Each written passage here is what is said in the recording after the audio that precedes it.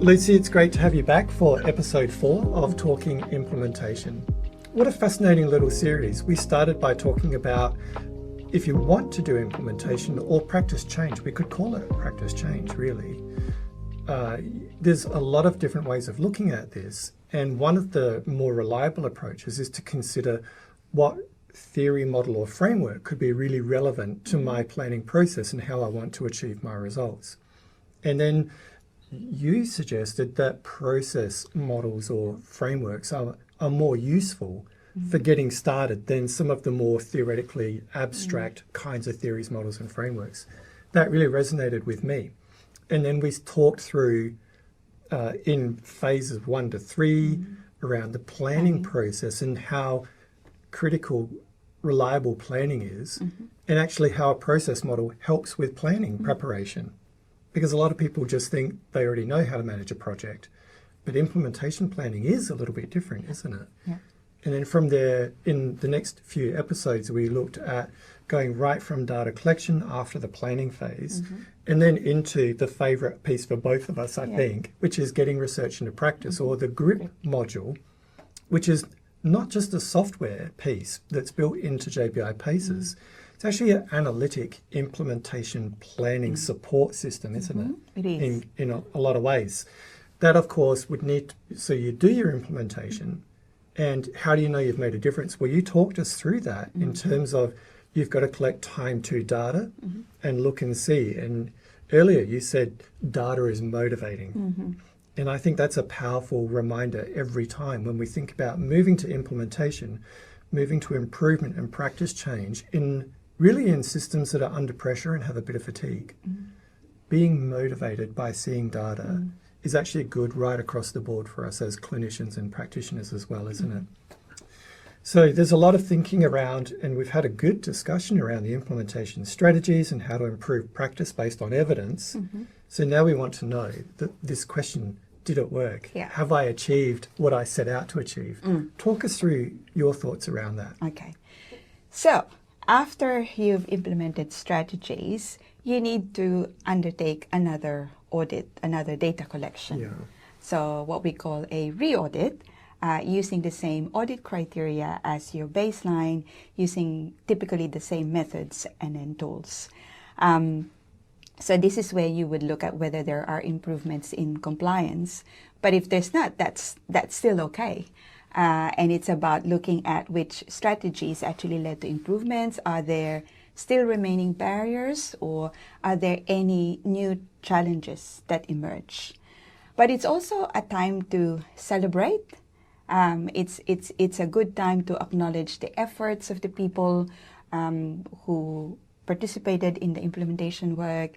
It's about sharing the learnings, and it's also about sharing success stories. I mean, to me, that sounds fantastic. I love what you said about celebrating successes.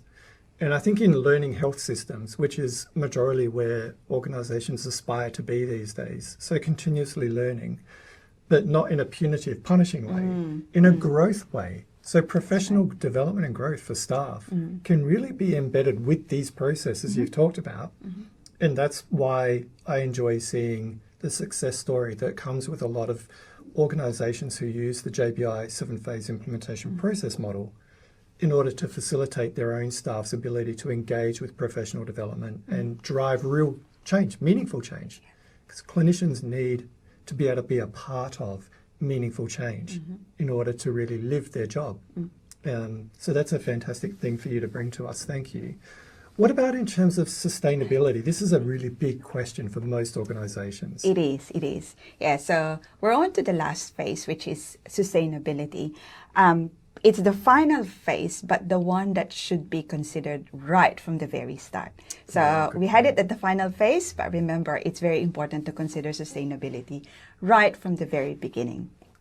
So sustainability is about making sure those improvements are maintained, scale up when it's appropriate, and making sure those changes become part of routine practice.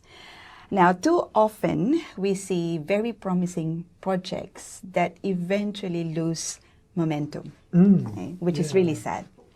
And that's because sustainability wasn't built into the design of their project.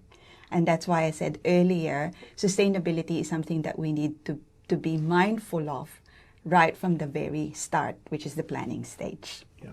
So what do we know helps with sustainability? One is around ongoing leadership support. We know that without leadership support, the change efforts can lose traction really quickly. Systems and processes must be in place to monitor compliance over time. We know that what gets measured gets managed. Yeah. And so it's really important to monitor, to see change, to check in all the time. Okay. We also need to embed changes into policies, procedures, and documentation, even staff orientation. So we need to, sustainability usually improves when change becomes routinized. Okay?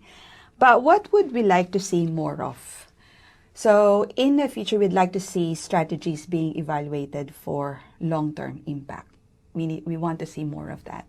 We also want to see stronger ties with governance. And, you probably agree with this, better use of digital tools. I think I agree with all of those. Yeah. Yeah. I mean, those are really great points that you've raised, around what would we like to see more of in the future.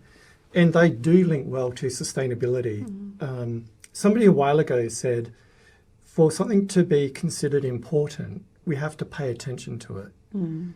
And so other people around us notice what we are paying attention to, and therefore they increase its importance.